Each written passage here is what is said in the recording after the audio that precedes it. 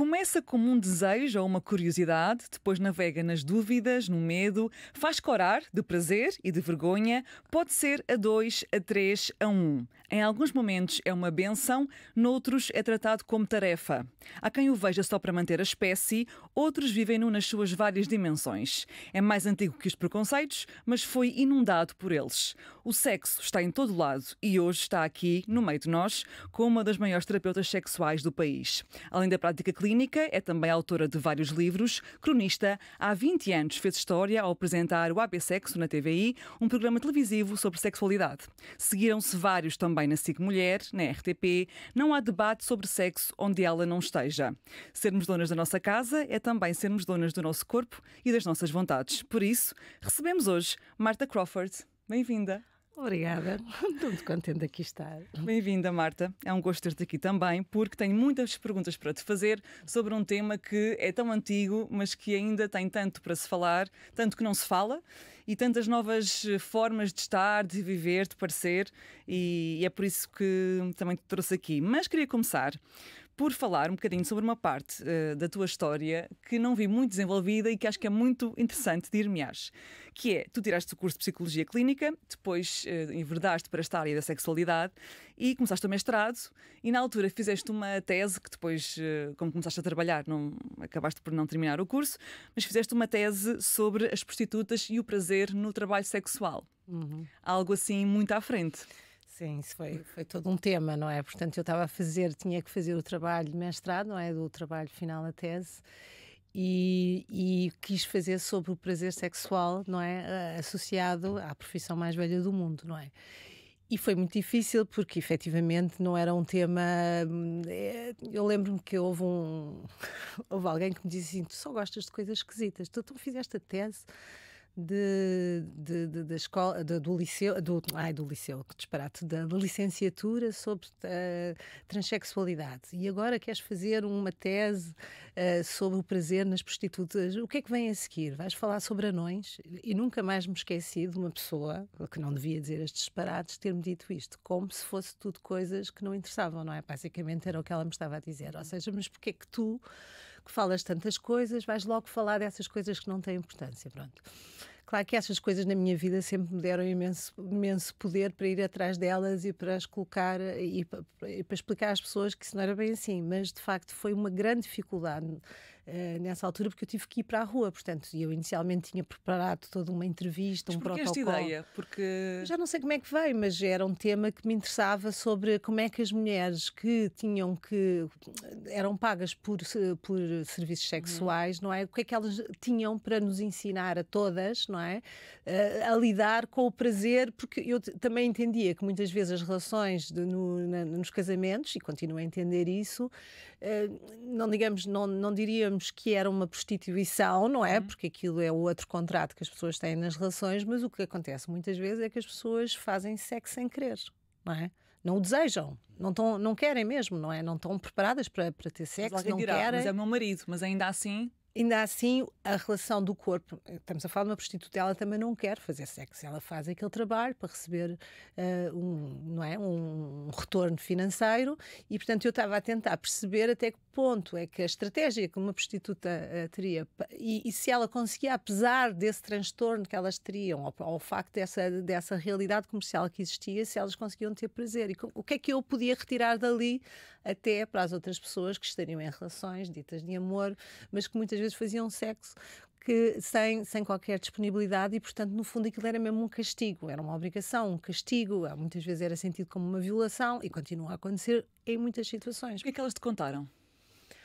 Agora já passaram muitos anos sobre isso, portanto já não sei dizer, mas tenho muitas coisas escritas, acabei por não avançar, porque aquilo depois correspondeu ali um momento em que a minha avó faleceu, a minha tia faleceu, e portanto eu depois afastei e tive mesmo para não fazer o trabalho, porque eu não conseguia que alguém me apoiasse a fazer isto. E quando fui para a rua, finalmente, percebi que não era com os meus papelinhos, era entrevistas de rua, como se fosse uma consulta, e foi uma coisa super generosa da maior parte das mulheres que eu entrevistei e que falei na rua.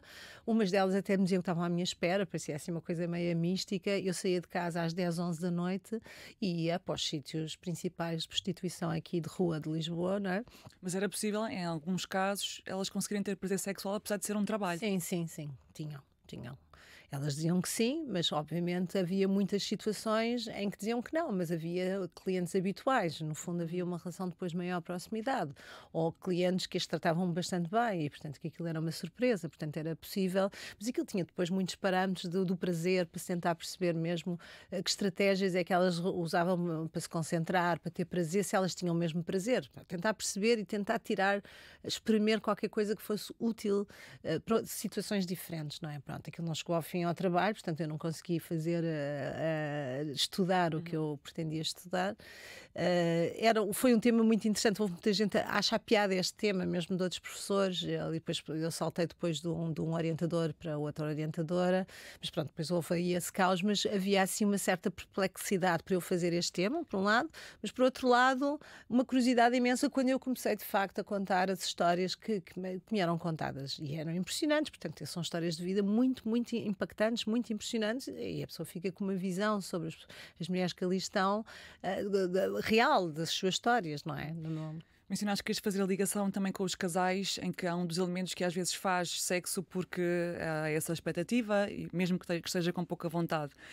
Qual é que é a fronteira que se pode desenhar entre isto é violência, porque eu estou a fazer algo porque o outro espera isso de mim, ou como nós somos um casal e como eu até te amo, como temos uma relação construída durante muitos anos, vamos imaginar, eu até posso não começar com muita vontade, mas vou fazer por ti. Porque, por exemplo, essas histórias do sexo obrigado vêm muito dos nossos avós, não é? Sim, que fazia parte do dever conjugal. Contam sim. muito isso, não é? Sim, Hoje em dia, tu dizes que ainda existe muito, não é? Existe, eu acho que nestes meus anos todos de clínica, eu vejo isso com uma frequência assustadora. Por isso é que eu passo a vida a falar sobre as questões da pressão e da culpa como uma equação terrível para a sexualidade e que continua a acontecer, ou seja... Casais novos e casais mais velhos. Todas as idades, é impressionante, mesmo casalinhos que mal começaram a sua vida sexual e já estão a corresponder a um determinado tipo de ideia sobre aquilo que é os deveres da intimidade com a outra pessoa, que é impressionante, como é que é possível a pessoa fazer sem querer, não é? Com medo de perder o outro, sempre foi a velha história, para não perder, para não ir para as outras. Não, a história é sempre a mesma, não é? Mas com tanto acesso a muita informação, o que é certo é que ela não é muito mastigada. Por isso é que depois já há muitos padrões. Por um lado temos pessoas muito mais abertas, não é? Queremos sexo, só sexo, não preciso ter relações, não preciso de amar, não preciso de ser o meu rico amor, não preciso casar, não preciso dessas coisas todas, felizmente. Mas por outro lado, e digo isso eu muitas vezes, nós somos filhos e netos de alguém e portanto interiorizamos algumas coisas e aceitamos algumas coisas que são inaceitáveis. Então, mas qual é que é a fronteira que tu desenhas? Porque nem sempre os casais estão alinhados, não é? Os casais, estamos aqui a pensar neste modelo muitas vezes eu digo que são poucas os casais que estavam alinhados em termos da vontade dos dois e da frequência. Eu costumo dizer que se contam pelos dedos de uma mão, ou seja, casais que eu estou bem em ter intimidade contigo X vezes por semana. E o outro concorda com essa frequência. Normalmente há sempre um que quer mais do que o outro. E homens ou mulheres? Homens ou mulheres, sim, isso é igual. Tendencialmente, durante um período foi muito os homens, não é? Porque havia aquele estigma que as mulheres não têm muita disponibilidade, muita vontade, as dores de cabeça, não é? Aquelas histórias todas, não é? E, portanto, eram eles que tinham que insistir, não é? E elas interiorizavam que elas não tinham que ter iniciativa, que era uma coisa, se eles queriam, tinham que pedir, não é? E tinham que pedir e tinham que insistir, e elas umas vezes diziam sim, outras vezes diziam que não. O que eu vejo é que ao longo do tempo, de facto, há muitas vezes que se diz sim quando é não. E estas mulheres, mais mulheres, porque os homens que se não quiserem têm a velha desculpa que não têm, se não estiverem disponíveis, não tiverem ereção, não há sexo, porque também essa é outra prejuízo, que é a ideia de que sexo é tudo à volta de uma ereção e de um pénis, não é? E portanto, se ele não tem, então já não há nada que se possa fazer, não é? Porque acabou-se, não é? Este também é muito interessante, esta perspectiva masculina, que é, se tens ereção, está tudo bem, portanto cumpres a tua função, o teu dever, não é? Masculina de poderes ter uma grande direção e penetrar a tua parceira ou parceiro, não é? Portanto, isso não se coloca como, quer dizer, é um problema, porque é que tiveste esse problema se não tiveste direção, mas não vai haver sexo em princípio contrariando a vontade ou a disponibilidade daquela pessoa. No caso feminino, não. Quer queiras, quer não queira, quer estejas excitada, lubrificada, tenhas desejo e tenhas espaço mental, que é a coisa mais importante disto tudo, é eu ter espaço mental para estar contigo intimamente, não é? Se eu não tenho espaço mental, essa velha história de começas sem desejo, mas depois levas uma esfrega e ficas muito contentinha e afinal é bom, é uma minoria. Pode acontecer, não é? Pode acontecer, porque os estímulos existem, se a gente puser um vibrador, aquilo treme, não é preciso de grandes consciências sexuais ou em grandes inspirações sexuais e aquilo vai funcionar, vai haver um afluxo de sangue à zona pélvica, vai-te lubrificar, vais ficar a excitar, ou um toque, não sei o quê, mas a questão é anterior, quer dizer, nós não somos animais, não é? E a diferença que nos faz dos animais é desejarmos também que aquela situação aconteça. Se nós se avançamos para uma relação íntima, não porque desejamos, mas porque estamos sob pressão do nosso par, não é? Aquele que nos ama muito, ou que nos quer muito, ou que não sei o quê. Com receio de que aconteça alguma coisa. Que aconteça alguma coisa, porque o outro o irritar. Porque depois, entretanto, eventualmente sente que já não, pronto, fica uma pessoa mais zangada, ou já não é tão querida, ou já não dá aquele beijinho que a pessoa estava à espera, ou por não sei... Ou porque verbalmente diz isso mesmo, que outra vez, já passaram 10 dias, mas é quando? É no Natal agora? E, pronto, e na cabeça da outra pessoa vai sentindo, bem, eu tenho que mesmo fazer isto, também da nossa relação, eu não vou ser eu responsável pelo fim desta relação, deste casamento, então vou-me forçar a estar nesta posição e dar o jeitinho, não é? Vou dar um jeitinho para que isto aconteça e preferencialmente um bocadinho rápido, para eu não sentir esse peso, não é? E portanto, muitas vezes o que acontece é que nesses momentos o sexo é muito rápido, é tão rápido que não permite que a mulher fique excitada, não é? Não, que a sua vagina se altere, que fique lubrificada, não é? E que seja, no fundo, uma relação sexual prazerosa com penetração, se for esse o caso, que normalmente é essa a tendência. E a mulher, muitas vezes, até vejo, põe-se na posição XPTO para despachar o assunto, porque sabe que é excitante para o parceiro. E elas contam isso, então, as mulheres? Claro. E há diferença, referias há pouco que isto acontece tanto em casais mais jovens como em casais mais adultos. Sim. Há diferença na forma de colocar este tema? Há casais que sabem logo que isto é um problema, há outros que, no fundo, querem ter estratégias para conseguir ir ao encontro da vontade do parceiro? Eu acho que as pessoas depois não aguentam um bocadinho isto, mas não aguentam a vida toda. Ou seja, não querem estar numa posição, porque existe toda aqui uma ideia do que é sexualidade, o que é que deve ser, fala-se disso, não é? De ter prazer, de ser uma coisa que aproxima, que cria intimidade, cria cumplicidade, não é? Cria esta tensão sexual. Se a intimidade naquela pessoa, naquela dupla, é sentida pelo menos por uma delas, mas não até pelas duas, porque, enfim, se eu vou a jogo e não estou com vontade, o outro sente. Portanto, eu digo sempre que não vale a pena fazer esse esforço, porque a experiência para os dois não é assim tão prazerosa, mesmo que haja um orgasmo envolvido. Mas isso também é outra ideia de que achar que o orgasmo é aquilo que justifica o sexo. Eu não acho que seja, não, porque há orgasmos há muitos e uns não são nada interessantes. E, portanto, nesta situação, eu despachar tudo para que o outro tenha orgasmo, mas o outro pode-se masturbar. Se calhar não é preciso a gente pôr o corpo como um corpo masturbatório para o parceiro. Parece uma coisa completamente fora. Se não é um orgasmo, é o quê? O que é um bom sexo? É um bom caminho, é uma boa viagem. A viagem não tem que ser chegar ao orgasmo. Não tem que ser. É bom o orgasmo, não estou a dizer que ele é bom. Mas todas nós e todos nós em geral já tivemos orgasmos que nunca mais nos esquecemos deles.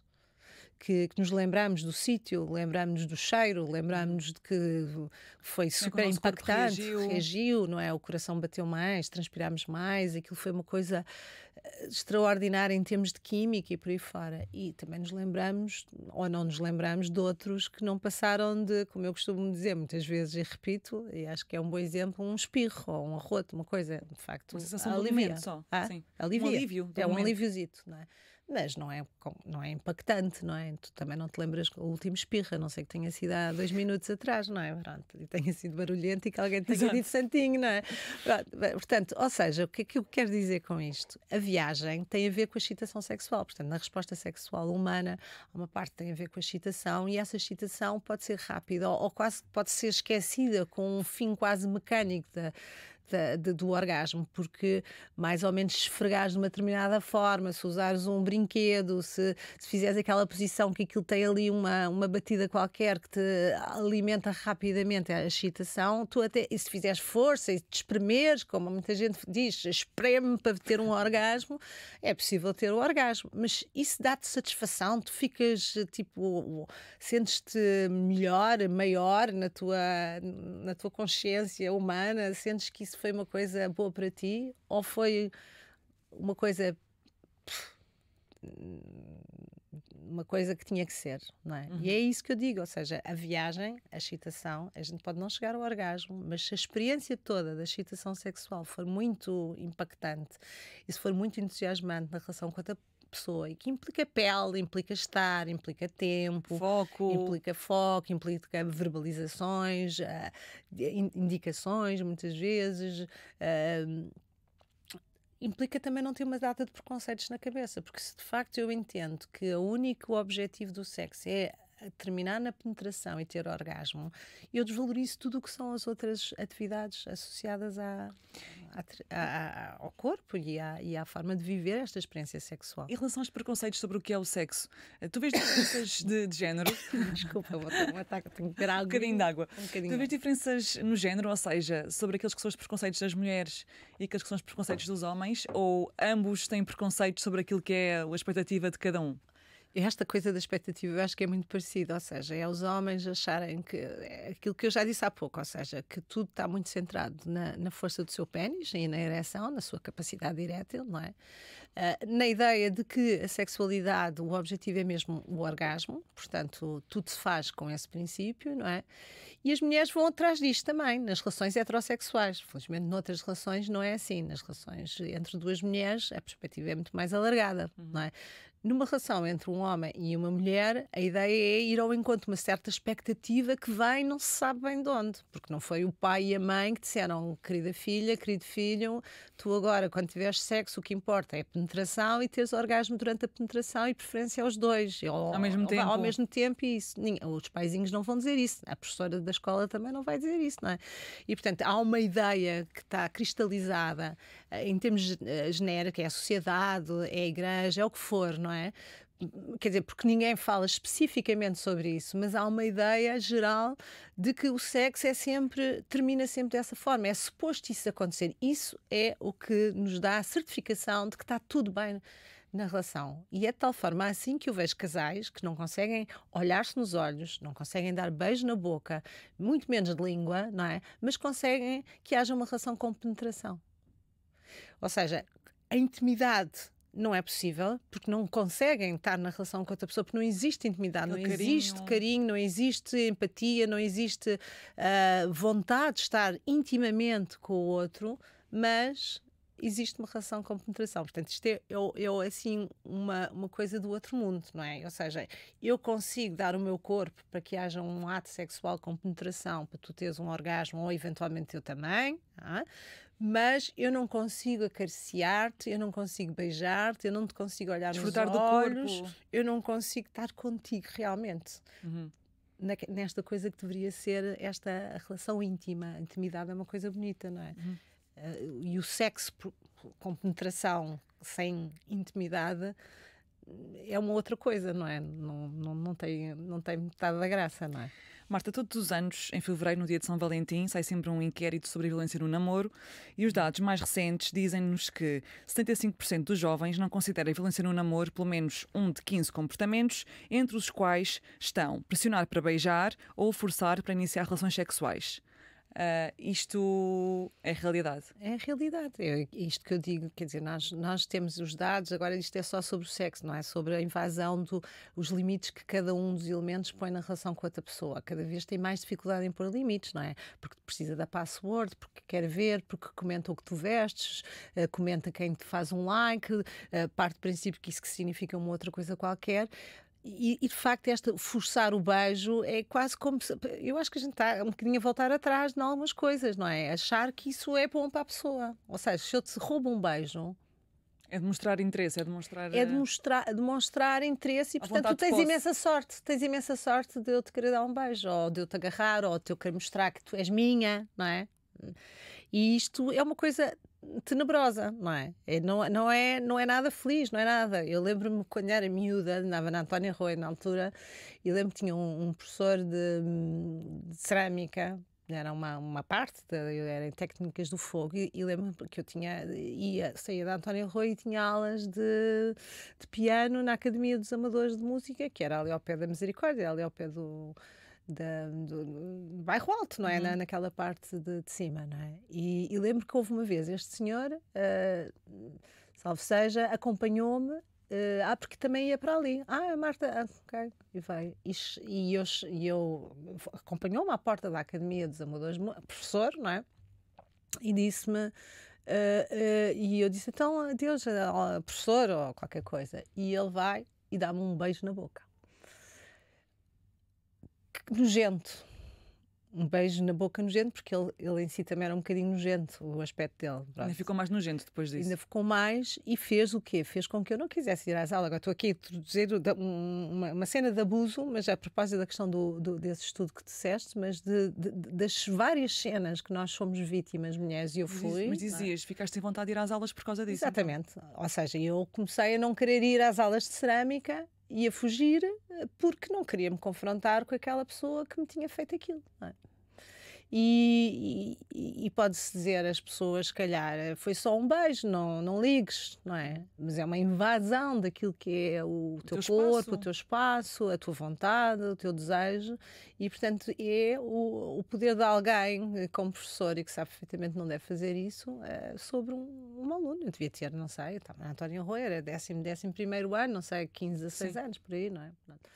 E, portanto, que teve um impacto bastante grave, não é? A gente já, nessa altura, as mulheres não se podiam queixar dessas coisas. Nessa altura que eu tinha 16 anos, era muito frequente haver este género como uma coisa boa para as pessoas, para as mulheres, não é? Ou serem apalpadas no metro ou no autocarro e é porque és boa, a pessoa não te apalpava, não é? Ou então estás a ver, tudo completamente distorcido, ou tipo a masturbar-se, de que sorte que tu tens porque se masturba para ti, ou porque manda aquelas bocas, és boa como ao milho, ou não sei o que. Ri só e não ligues, não é? Aquela não é? Coisa, ri só. E as pessoas, em geral, a sociedade e mesmo a família desvalorizava, não ligues, não é? E portanto, e durante muito tempo nós vivemos sobre essa coisa da normalidade, não é? A normalização deste género de comportamento, não é? Como uma coisa que seria... Mas hoje em dia será que também não entra aqui em questão o ponto de os rapazes da geração Z estarem cada vez mais conservadores e por isso voltarem àquela ideia da mulher... Maria Alves, de serem Maria Alves, como da mulher no Parlamento, não é? Com a Isabel Moreira. Sim, a mulher como posse, a mulher como é minha, portanto, e tenho que fazer aquilo que eu quero e como eu quero. Isso eu acho que existe um problema de confiança masculina e de afirmação e que a tendência sempre foi a mesma, foi através da violência e de comportamentos de posse sobre o outro e de rebaixar a outra pessoa, sempre foi isso, não é? Quando eu sinto que não tenho capacidade de ter igualdade com a outra pessoa, o que é que eu faço? Rebaixo-a para ela ficar numa posição inferior a mim, ou no então, meu controlo. não é? Sob o meu controle, porque eu não sei lidar com essa igualdade, com aquilo que seria desejável, não é? Olha, outro tema também que queria falar contigo e que também tem a ver com os jovens é sobre estas músicas agora que passam nas rádios a toda a hora e nas plataformas de streaming, do funk, por exemplo, ou do pop, mas sobretudo do funk com letras muito sexuais, com descrição mesmo de relações sexuais ou então, enfim, conteúdos bastante obscenos.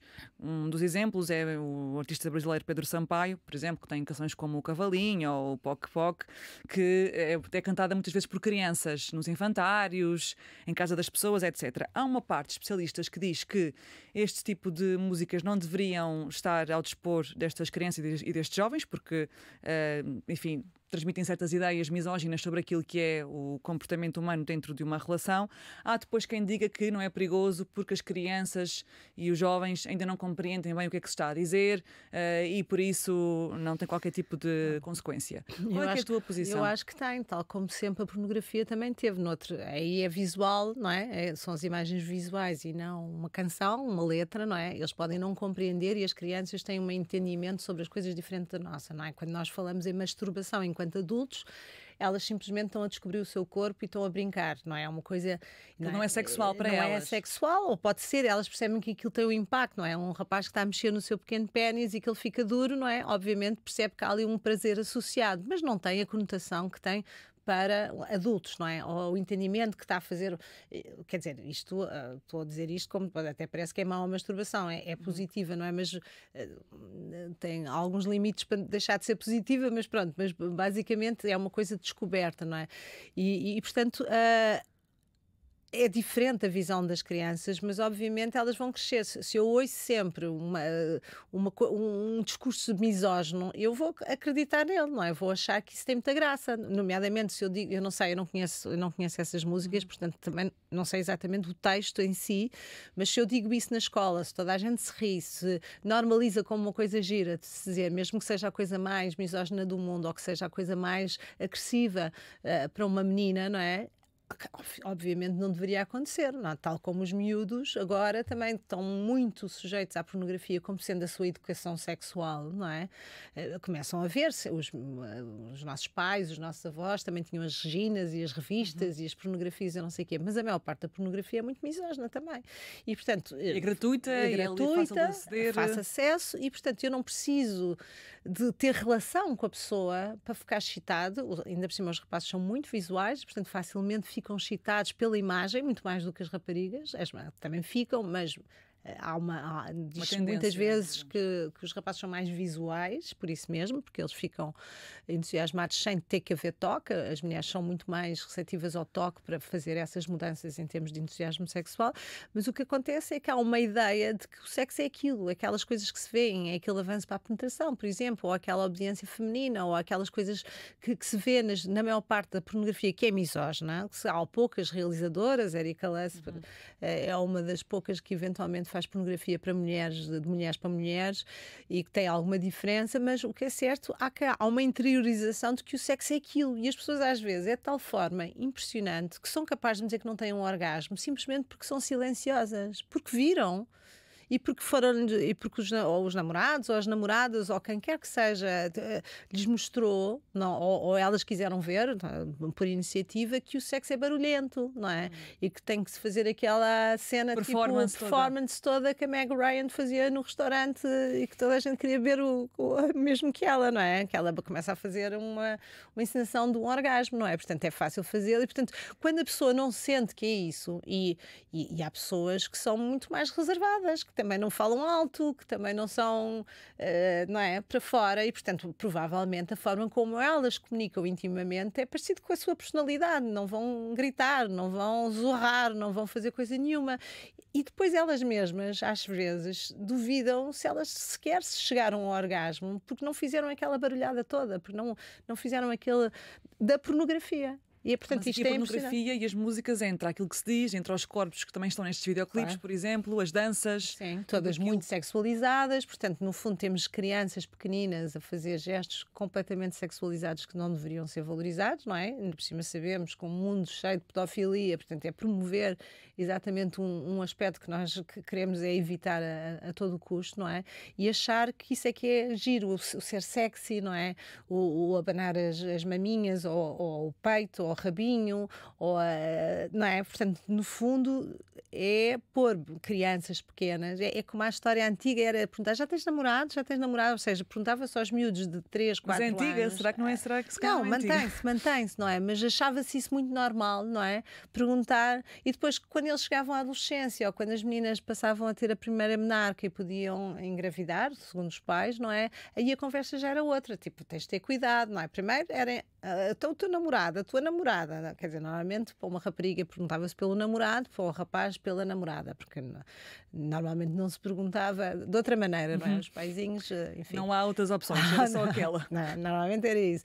Mas fazia-se muito essa pergunta com a maior das normalidades, Com 3, uma 4 criança anos, com dizias. 3, 4 anos, 5 anos, tens namorado, se não tens, é teu namorado, gosto de brincar com o Joãozinho, ou gosto com o António, ou com o Manel, é o teu namorado, não é? Estas perguntas são não sei, são completamente ao lado, não é? Porque parece que é isso que tem que acontecer, é isso que é suposto. Eu canto estas coisas e se calhar vou arranjar um namorado com estas músicas sexys e, portanto, é isso que esperam de mim enquanto menina, não é?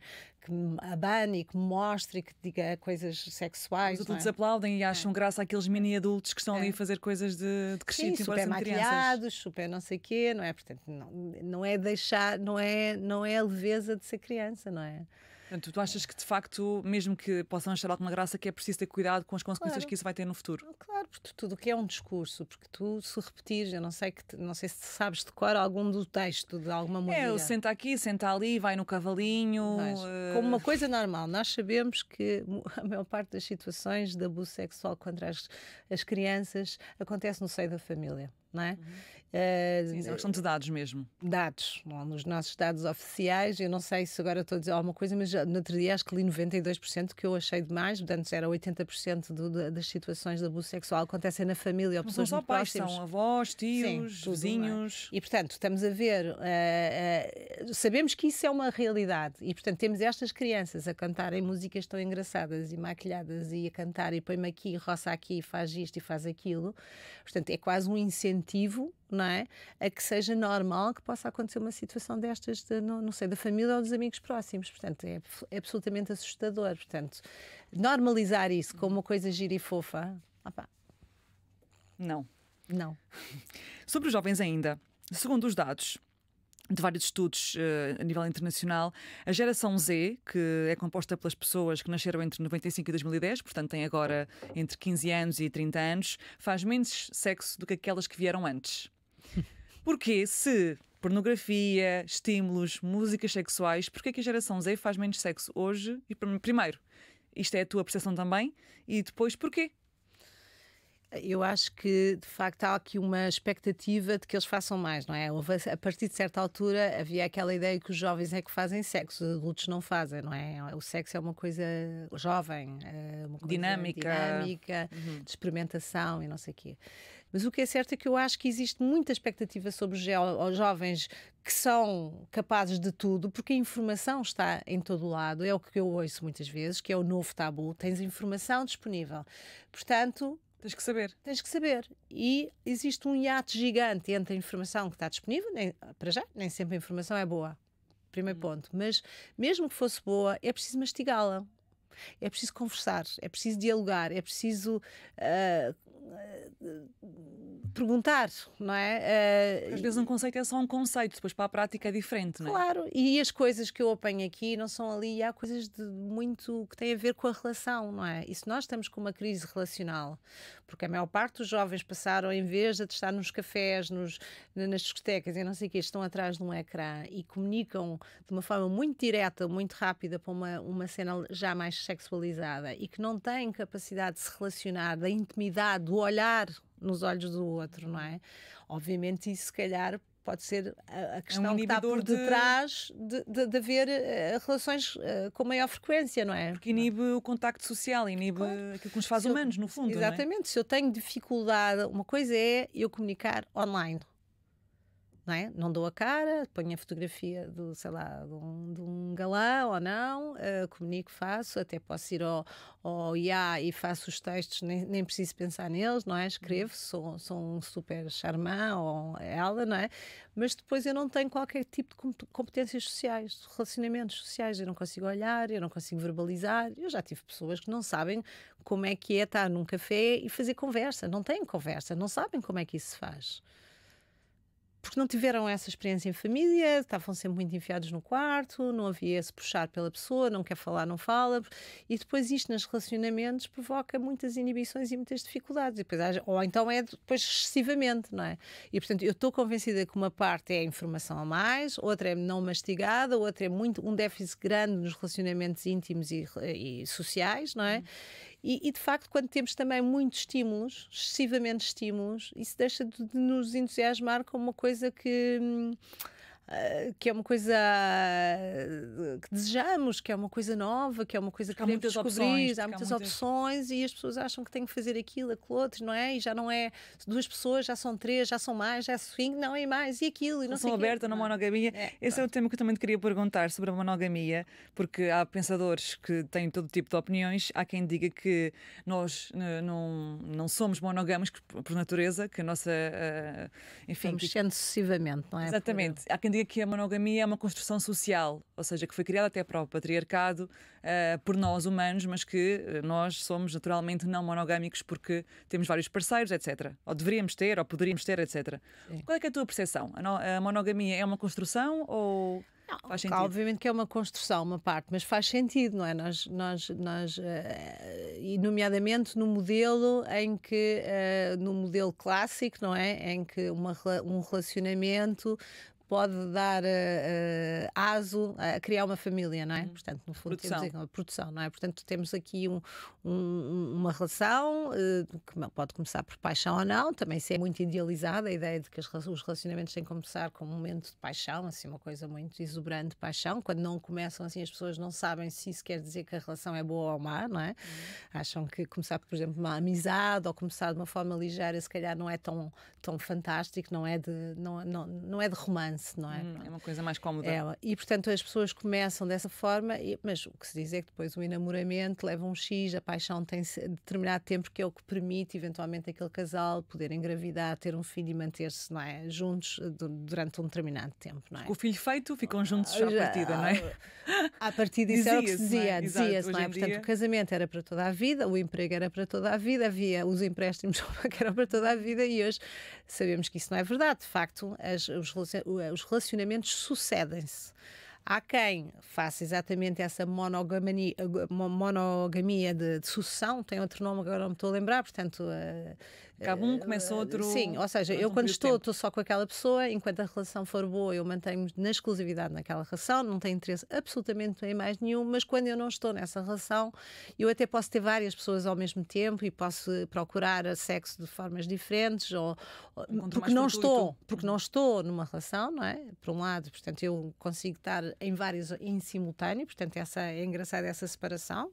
Ainda esta semana alguém dizia isso, ou seja, quando eu estou numa relação, eu estou na exclusividade dessa relação, estou completamente monogâmico, mas quando não estou numa relação, não está determinado. O investimento nesse nível. O investimento é muito variado e eu sou capaz de estar com não sei quantas pessoas ao mesmo tempo e está tudo bem na mesma. Isso parece incoerente? Não me parece, eu acho que é desde que a pessoa se sinta bem com isso, não é? Eu acho que nós não há aqui uma norma, não é? Tu não tens que ser, tu não tens de te comportar como eu acho que deverias te comportar com os meus princípios, a minha educação, as minhas normas, a minha religião, a minha cor política, não é? As minhas crenças. Tu podes fazer.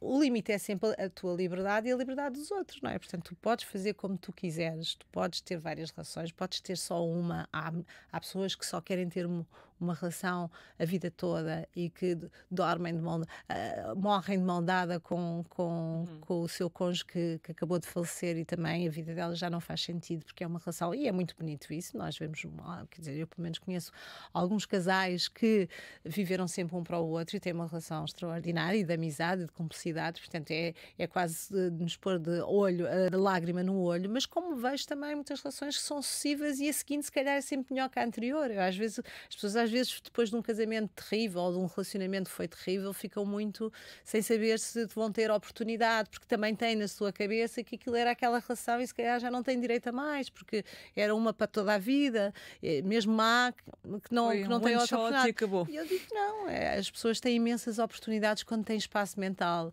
e quando se curam as feridas dos relacionamentos anteriores ou das suas crenças, têm abertura para uma nova relação e, portanto... Mas hoje fala-se muito sobre relações abertas, por exemplo.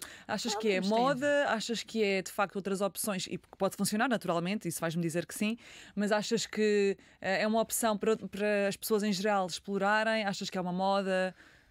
É tudo um bocadinho que tu estás a dizer, ou seja, as modas vão aparecendo com o quê? Muitas vezes com os filmes, com alguém que quer, alguém que pratica e, portanto, quer Evangelizar. evangelizar, tudo pode ser, não é? A questão é sempre o que é que tu queres para ti.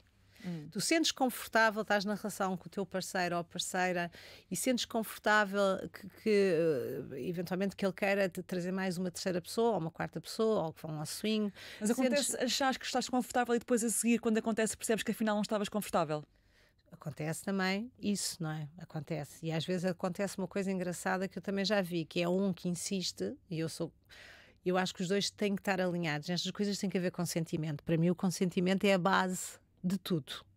A partir do momento, e mesmo assim, tu podes fazer, não é? Tu consentes, mas a qualquer momento podes voltar a ter que rever aquilo que consentiste antes. Estamos a falar de uma relação que começou com os beijos, mas tu não queres que ela evolua para sexo propriamente dito ou para aquele comportamento sexual e, portanto, numa relação tens o direito e tu devias ter o espaço para poder dizer que já não queres, não é? Portanto, o consentimento eu acho que é o que regula as relações íntimas. Cada dupla, não é? Estamos a falar de duas pessoas que estão numa relação, se há um que tem fantasias para fazer isto ou aquilo, seja lá o que for, não é? De introduzir outras pessoas na relação, brinquedos sexuais, locais, na via pública, seja lá o que for a fantasia da outra pessoa, o cônjuge, o parceiro, a outra pessoa só deve avançar se se sentir totalmente confortável com isso. Isso é a primeira premissa. Nunca pode fazê-lo por pressão, porque se não fizeres comigo eu vou fazer com outra pessoa, porque tu não me dás prazer e portanto isto era a última resquício da nossa felicidade sexual. Tudo o que se possa imaginar que é alguém a convencer o outro para fazer aquilo que a pessoa não quer, não é? Portanto, o primeiro princípio é não faças. Tu podes ficar a pensar, tu não és obrigado a fazer, não é isso. Eu às vezes ouço pessoas dizerem que isso é que é a moda, isso é que é suposto, agora é assim. E portanto a pessoa de repente sente-se uma antiga, não é? Porque não quer ter mais ninguém na sua relação sexual, porque já lhe basta aquela, ainda pensar que tinha mais não sei quantas, era o fim do mundo, não é? E depois, é estranho, porque só consegue ter uma relação sexual. E de repente estão-lhe a dizer que a pessoa é antiga, que é choninhas, não é? Que é uma tonta ou um tonto, não é? E a pessoa tem que ter a força de perceber o que é os meus limites, o que é que eu estou disponível para fazer. Por um lado, se eu tenho curiosidade, e também conheço muitas pessoas com curiosidade, e portanto há um elemento que até puxa por isso, e a pessoa, bora lá, vamos experimentar. E às vezes é essa pessoa que tinha algumas dúvidas, tinha curiosidade e algumas dúvidas, acaba por ser mais entusiasta daquilo. E às vezes o outro, que era aquele que queria experimentar, sente-se muito mal, porque percebe que a outra pessoa tem uma disponibilidade imensa para as outras pessoas todas e que se calhar não sentia na relação consigo. Portanto, também há muitos mistérios assim que acontecem. Portanto, é uma lição, muitas vezes acabam no meu consultório exatamente por situações desse género, ou porque as pessoas acham que fazendo uma lista de regras essenciais, tipo, ok, nós vamos para o swing ou vamos fazer isto, mas as regras são estas, que nós conseguimos controlar aquilo que é o sentimento, o que se sente, a situação, ou as outras pessoas que se introduzem neste baralho e, portanto, não é possível. Portanto, essa ideia de nós somos muito queridos e muito cúmplices e somos muito companheiros e nada nos vai beliscar, mesmo que entre 2, 3 ou 4 pessoas, é uma falácia, não é? Portanto, é para convencer o outro que é assim e muitas vezes isso não acontece. Pronto. Mas há situações que sim, as pessoas estão exatamente no mesmo patamar, querem exatamente fazer o mesmo tipo de experimentações e é ótimo. É excelente, porque os dois estão nesse comprimento de onda, não é? Eu quero estar contigo, tu és a minha relação, digamos, és a minha relação monogâmica, mas, para além disso, quero estar com outras pessoas, temos aventuras, falamos disso entre os dois ou não, comunicamos que aconteceu ou não aconteceu, pronto, fazemos a nossa coisa, mas está tudo bem, porque os dois somos assim, os dois acreditamos nisto e isto é o nosso modelo atual de vivência. E mesmo pessoas que que foram monogâmicas podem chegar a um ponto, e eu às vezes digo isso mesmo, será que a vossa relação não pode evoluir para um outro tipo de relação em que apareçam outras pessoas? Isto quando há queixas de um que não quer sexo, o outro quer e não sei o quê. Tudo é possível desde que os dois queiram. É sempre o final da minha conversa. Tudo é possível. Desde que os dois queiram. Marta, tu falas há mais de 20 anos sobre sexo nos mídia, na televisão, nos jornais, nas revistas. Começaste, como eu referi no início, na TVI, com um programa que se chamava AB Sexo em 2005, 2006, portanto, precisamente tinhas 35 anos na altura. Gostava de te perguntar, agora talvez já não, porque foi um caminho construído, mas no início ainda confundem muito a terapeuta com poderem passar um limite de descredibilização ou de ter certos comentários contigo mais inconvenientes só porque tu falas sobre sexo? Curiosamente, não é? Desde que eu comecei a ter esta visibilidade pública mais forte, desde esse programa, a coisa se calhar foi ao contrário, ou seja, as pessoas tinham muito respeitinho e eu entro, não é? Começo a fazer um programa com a doutora Marta Crawford, não é? Portanto, a doutora Marta, que era psicóloga, especializada nesta área da sexologia, portanto, uma pessoa com determinadas características que para a maior parte das pessoas eram de respeito. E o que é certo é que, de facto, com esse programa, tanta gente viu o programa e eu tinha pedidos para ir falar às escolas, desde os miúdos mais pequenos às universidades, até às igrejas, às freiras. Portanto, houve uma espécie de... A Marta entrou mesmo falando. Não sei se recordas dos programas, mas eu falava muito diretamente sobre sexo. O primeiro programa foi sobre sexo oral, sexo anal, isto, portanto, explicava como é que se fazia, portanto, para além das entrevistas e as conversas e a parte mais pedagógica, eu chamava as coisas pelos nomes, de uma forma delicada, obviamente. Mostravas objetos sexuais também. Também mostrava, isso talvez fosse o menos interessante do programa, sim. Mas pronto, mas de qualquer maneira eram programas muito, muito diretos, não é? Pronto, eu lembro que colegas meus me chegaram a dizer, mas porque é preciso explicar tanto? E eu assim, mas tu explicas nas tuas consultas. E é que eu não explicava isto. Eu na terapia sexual que fazia, terapia de casal, eu não falava com este pormenor como que falo aqui. Então onde é que eles vão aprender estas coisas? É tal em lado nenhum, não é? Ou então vão consultar a pornografia. Portanto, se eu posso fazer educação sexual para a população portuguesa, não é? E naquela altura, de facto, aquilo teve imensa visibilidade, aquele programa. Foi uma grande maioria dos portugueses e portuguesas viram aquele programa e, portanto, eu estava a fazer educação sexual, porque é sempre o espírito, não é? O que é que eu posso fazer para educar e para as pessoas poderem ser mais felizes sexualmente. E era esse o propósito da coisa. Mas isto para dizer, as pessoas tinham respeitinho e não... Não havia resistências, não havia... Eu acho que se calhar só um ou outro parvo, até se calhar das próprias estações televisivas, que achava que podia eventualmente fazer conversas menos próprias comigo, achar que eu teria disponibilidade sexual por falar de sexo. Mas são aquelas pessoas te envolveres até, ou não? Sim, mas quer dizer, lembro-me de uma situação em particular, mas quer dizer, mas não acontecia nem as pessoas da rua, as pessoas olhavam e diziam é a doutora Marta, portanto havia esta reverência. Uma médica ali, não é? Não é médica que fala de sexo e que é simpática e bem disposta e sorri e chama as coisas pelos nomes e portanto houve sempre assim uma certa reverência relativamente a isso. Portanto essas situações de inconveniências e não sei o quê, se calhar durante a minha adolescência, não é? Porque das mamas ou porque aquelas coisas desagradáveis sobre a sexualidade, e estava eu ainda há muitos anos-luz de saber que teria este... para a sexologia. Ia para a sexologia que tinha este caminho, não é? Uma das tuas primeiras experiências de discriminação enquanto mulher foi durante a tua adolescência, quando concorreste a um lugar na Secretaria de Estado da Cultura, não foi?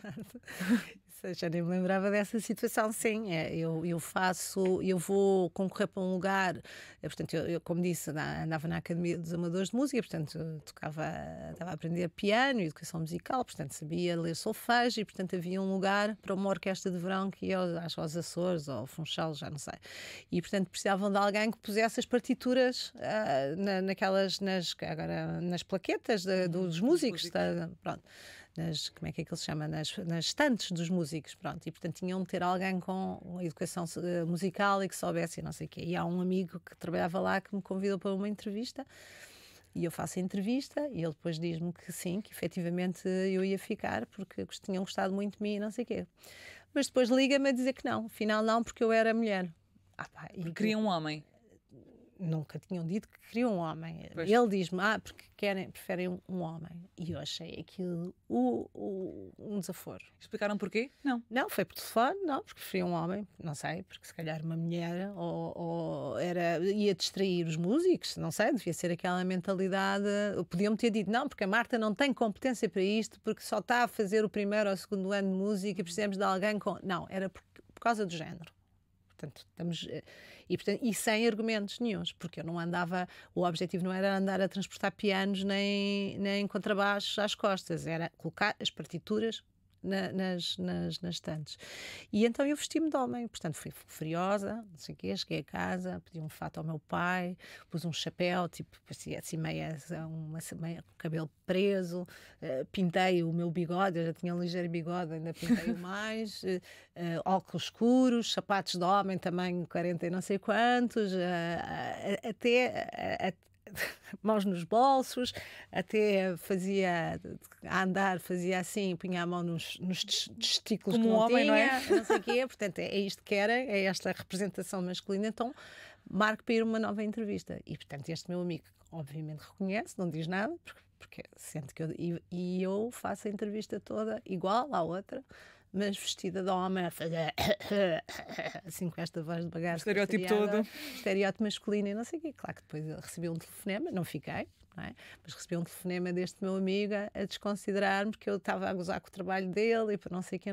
E eu disse, não, eu é que estou ofendida, porque tu chamas-me para uma coisa e depois dizes que não é possível porque eu sou mulher, mas o que é que eu não tenho que um homem tem, não é? E, nomeadamente para esta função, não é? Pois, que não se aplica nada. Mas, portanto, sempre foi esta uma das tuas grandes causas. Onde é que depois decidiste tirar a sexologia? É por acaso, eu conto isso, portanto, eu estou a acabar a licenciatura no ISPA e tenho que fazer um estágio académico em psicologia clínica, faço um estágio académico e escolho o Hospital Júlio de Matos, a consulta de sexologia, porque um colega, o Jorge Cardoso, tinha ido a um congresso de sexologia, tinha gostado imenso, tínhamos estado a falar sobre isso e tinha já decidido que ia fazer, portanto, o estágio nesse local. E depois daquela conversa, eu estava dividida, no Hospital de Santa Maria, aqui, crianças, adultos e não sei o quê, e disse, olha, também vou. Portanto, eu não sabia, foi esta conversa que me orientou para o Hospital Júlio de Matos. É um daqueles casos que é só um momento de decisão e que vem e que eu de repente tudo. Eu consigo perceber depois, a gente assistia às consultas dos nossos orientadores, dos outros psicólogos e psicoterapeutas que lá trabalhavam e percebo que aquilo tem muito a ver comigo. Eu já tinha percebido que a clínica tinha a ver comigo, mas não sabia que era dentro daquela área. Porque depois, quando eu começo também a fazer as consultas, começo a perceber que tenho muita empatia, que estou perfeitamente à vontade, sendo eu uma pessoa reservada, porque as pessoas não sabem, mas eu sempre fui tímida, eu sempre fui reservada. Eu Até não ali, depois daquilo, tudo mudou. Não, continuo a ser. Eu não vou e não faço. Sou normalmente reservada, tímida e quando não pareço é porque estou em modo de trabalho. Em modo de trabalho e porque é suposto que estão à espera que eu seja mais para fora, não é? Mas normalmente sou mais reservada, não sou espalhafatosa e essas coisas todas de querer aparecer e dizer, olhem para mim. Mas pelo contrário, prefiro entrar tipo low profile.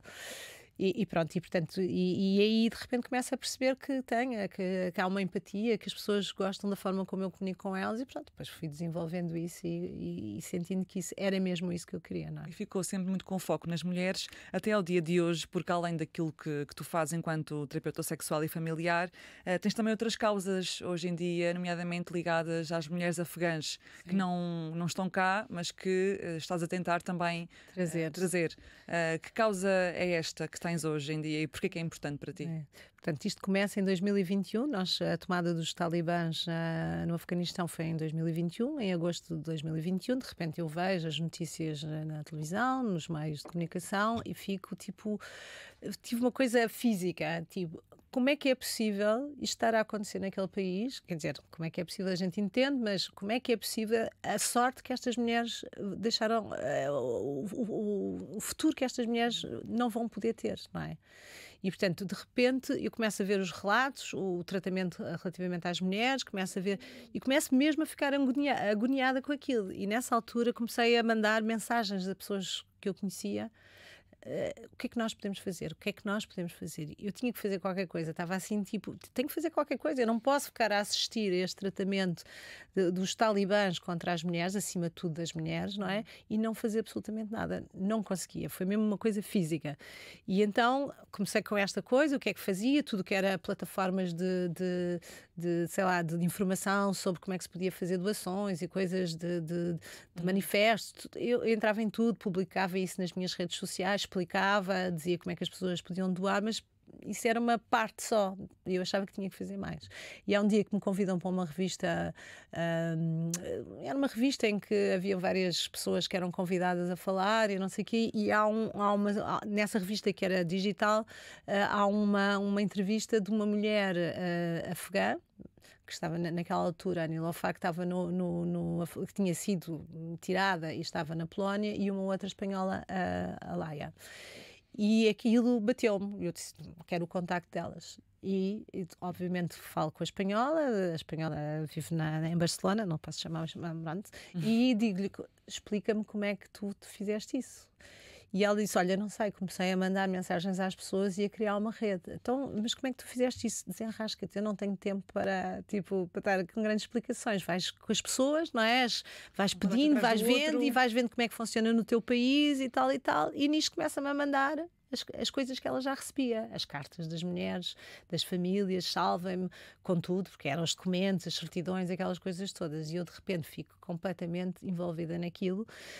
No início, a primeira de todas era a Marmar, que eu falo muito sobre esta mulher, porque ela foge para o Irão, jornalista, fica mesmo na rua sem possibilidade de ter casa, e sou eu que a ponho num hotel, na altura até fui eu que financiei isso, e depois tento fazer tudo para ela vir para Portugal, e ela consegue vir para Portugal, depois chegou cá, acabou por querer ir para outro sítio, mas pronto, mas foi o meu primeira, eu fiquei muito obsessiva com isto, ou seja, como é que eu consigo salvar... Mas demasiado obsessiva? Demasiado?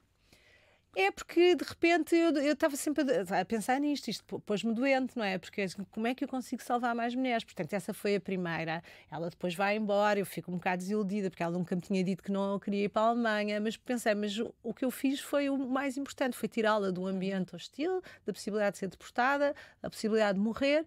E isso eu consegui, portanto, ótimo, excelente. Se ela quer ficar em Portugal ou quer se ir embora, Faz terapia a ti própria. Não, tu tinha que fazer, porque fiquei desiludida, porque ou seja, esta rapariga estava tão em baixo que imagina o que é que eu estar a fazer psicoterapia à distância pelo WhatsApp, não é? A dizer calma, porque era uma situação profundamente trágica, a história daquela rapariga, pronto, e eu empatizei e empatizo muito com o sofrimento dos outros e às vezes empatizo demais, e por isso é que eu digo que fico obcecada, porque eu, enquanto não resolver o problema, não descanso, e agora está-me a acontecer um pouco isso, porque entretanto trouxemos muitas famílias, consegui construir a tal rede, o MNEF, foi em contacto com a AIMA, as pessoas, aquilo aconteceu até um ponto em que entretanto eu tive que parar, e depois entrou todo o meu projeto do Museu Pedagógico do Sexo, o MUSEX, é a exposição Amor Venéris, e portanto eu tive que me afastar, porque aqui eu já não dormia. Tinha que escolher, claro. E já não dormia, porque é assim, mas como é que eu salvo mais? E como é que fazemos? E eu onde é que arranjo dinheiro? E empresas não podem financiar as viagens, o apartamento no Paquistão, porque aquelas famílias têm que ter uma casa, como é que a gente faz? E portanto andávamos todos, estas pessoas voluntárias, que é preciso dizer, todas estas pessoas voluntárias, Espanha, na Austrália, em Inglaterra, em todo o lado, eram pessoas que faziam isto porque acreditavam que tinham, que é um bocadinho, que era a sua missão, que tinham que fazer mesmo aquilo, pronto. E depois eu acabei por me afastar, muitas destas pessoas também se afastaram, e agora, este ano, e aliás já começou o ano passado, começo a receber então uma informação da Nazira a pedir-me ajuda. Os meus contactos ficaram espalhados no Afeganistão, no Irão. Alguém me dizia, o seu contacto está em Cabul. Isso já não me entusiasma assim tanto, pensar que está na mão dos talibã, mas pronto. Mas basicamente esta rapariga é uma jornalista, radialista, portanto, colega da rádio, não é? Pronto, e que teve que fugir à Zara, portanto, também de de uma zona em que ela começou a trabalhar na rádio, na primeira rádio do norte do Afeganistão, só de mulheres. Rádio feminista, não é? Sim, Exato. sim, só de mulheres. E pronto, e por causa disso os talibãs incendiaram, mataram colegas e ela teve que fugir e a família teve que fugir toda com ela. São 7 elementos e fogem para o Irão. Estão lá desde 2021, ela a tentar sair de lá. Este peso da família ter que abandonar o seu país exatamente por causa dela e porque não só matariam a Nazira, como a família depois, obviamente, era afetada.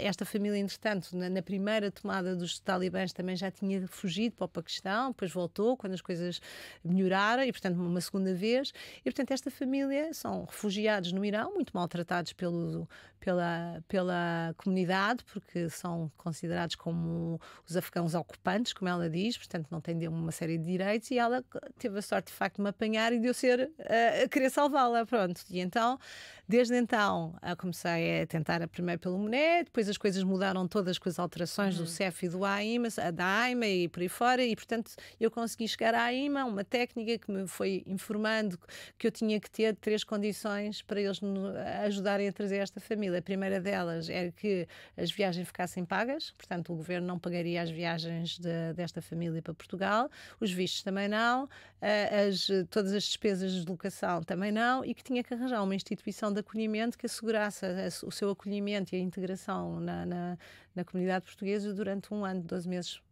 E eu andei maluca a tentar arranjar estas coisas. Na altura eu não tinha que arranjar instituições de acolhimento porque as coisas estavam diferentes em 2021, mas depois ficou tudo muito subcarregado, depois com os ucranianos e outras necessidades de refugiados.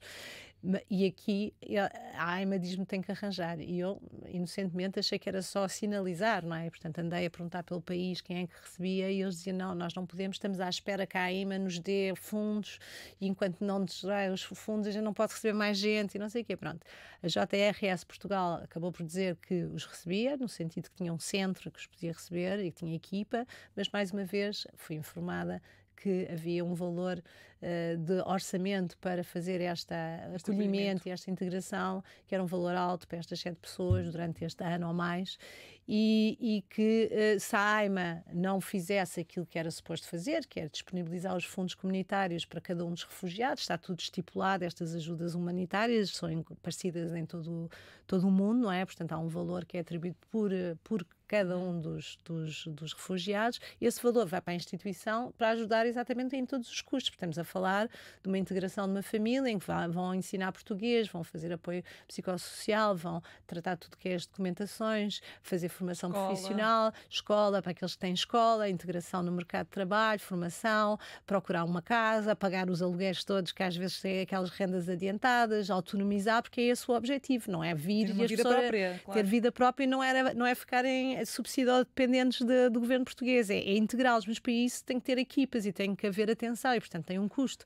E, portanto, quando a AIMA pudesse dar este valor à instituição, obviamente, o valor que faltava para o orçamento que eles me apresentaram seria muito menor. E então, eu nesta coisa de eu tenho que salvar, porque, entretanto, a situação foi-se degradando não só no Irão, metade da família foi deportada, a mãe partiu uma perna, a criança mais pequena está doente, tem 8 meses, uma Helena linda de morrer e, portanto, tudo muito, muito mal mesmo, quer dizer, não, é mesmo mal.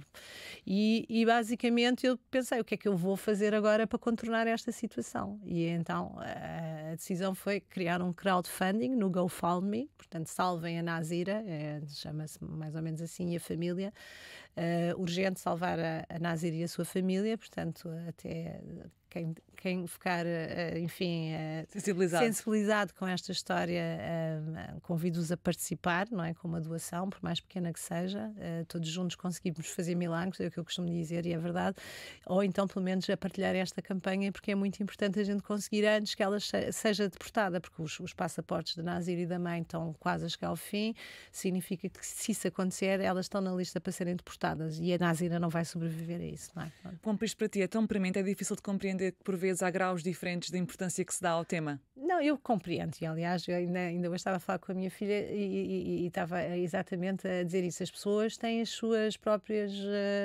Vidas e preocupações, e eu entendo isso perfeitamente, não é? O facto de eu estar tão envolvida disto, eu não estou à espera que os meus amigos, os meus familiares, as pessoas todas à minha volta que fiquem da mesma forma que eu. Mal seria, ficámos todos obsessivos, não é? Pronto, portanto, eu compreendo isso.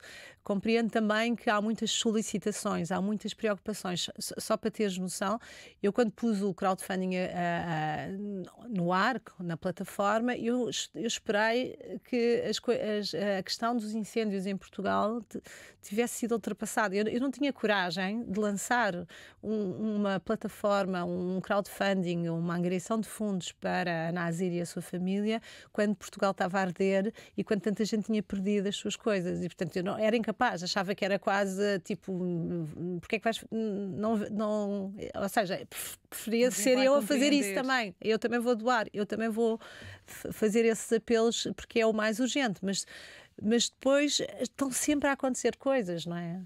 Eu acho que de facto nós precisamos de nos encontrar e sermos felizes, não é? E nós não podemos estar só, tudo bem, como eu estava a dizer, as pessoas têm as suas próprias causas e as suas próprias necessidades e estão-se a descobrir e encontrar, e portanto nem toda a gente tem que estar no mesmo.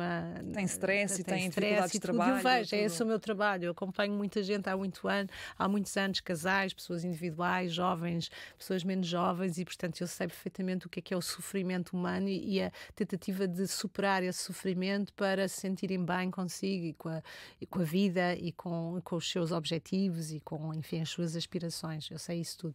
Mas ao mesmo tempo que nós temos essas lutas individuais, existem também outras pessoas que têm muito menos privilégios do que nós, muito menos privilégios, muito menos capacidade de conseguir superar as coisas, e portanto se nós pudermos sair da nossa bolha e pudermos fazer um bocadinho que seja, não é? E em prol dos outros, até para afirmar esta humanidade que é tão necessária hoje em dia, eu acho que isso é uma coisa que também nos faz bem. Esse autocuidado para também conseguirmos cuidar da nossa relação ou da nossa família. Sim, e eu dos digo muitas também. vezes, primeiro somos eu, não é? Primeiro sou eu, depois és tu e depois há um nós. E, portanto, obviamente uma pessoa que está a cuidar do seu eu porque está um eu ferido, um eu inquieto, um eu triste ou sofredor, obviamente não tem capacidade para olhar para fora e para os outros, porque o seu sofrimento é superior a isso, não é? E por isso é que é tão importante tentar ajudar as pessoas a superar esse sofrimento, para elas não só se curarem a si próprias e melhorarem o seu estado de alma e de ser, mas porque isso também as capacita para o outro. Para darem melhor para a relação do outro, para a intimidade, para a relação só com o outro, mas para o outro no sentido mais geral da comunidade, e portanto e saírem dessa sua bolha e terem essa capacidade também de olhar para os outros. Portanto, nós ao cuidarmos do indivíduo, conseguimos que esse indivíduo tenha muito mais ferramentas para depois também queira cuidar dos outros e sinta que isso é uma coisa importante. E eu vejo isso muitas vezes, pessoas que foram violentadas, foram vítimas de situações muito, muito, muito duras, inexplicavelmente duras, de violência, de violação e por aí fora, e como é que as pessoas conseguem fazer a sua própria cura e usar depois a sua experiência para ajudar outras pessoas que eventualmente possam passar pela mesma situação e, portanto, conseguirem transformar, não é? Espremer todo aquele sofrimento que elas tiveram na vida numa outra coisa que as faz... Que é uma superação e abrir-se ao mundo e um retorno, ou seja, do mal espremido vem uma coisa boa, não é? É quando a gente consegue espremer daquilo que é mal, da morte, da doença, conseguimos espremer alguma coisa e trazer uma coisa nova para nós, na nossa atitude, na nossa consciência, na nossa vontade, nos nossos desejos. Então estamos a superar todo esse sofrimento e se calhar estamos a usá-lo em prol de uma coisa maior, melhor, não sei. E portanto isso é muito importante, ou seja, a gente não ficar só pelo sofrimento, mas pensar como é que a gente consegue se distanciar desse sofrimento e perceber qual é o crescimento que cada um faz perante isso. E digo isto falando de mim, das minhas perdas todas que eu tive que lidar com elas ao longo da vida. Por exemplo, não é? Por exemplo, não é? E não só, outras situações, e eu ou fico presa ali, não é? Ou consigo começar a transformar essa dor numa certa maturidade, num certo crescimento, a saudade fica lá, não é? A pessoa desapareceu, neste caso, numa morte de alguém, desapareceu, não há como, não é? Mas ficou toda a experiência que eu tive com aquela pessoa. Quer dizer, é preciso, nós temos que fazer os nossos lutos, não há mal nisso, temos de ter tempo para isso também. Aqui o convite ao tempo, a pensar e viver com mais felicidade. Exatamente. Obrigada, Obrigada, Marta Catarina. Crawford. Nós voltamos na próxima semana. Até lá.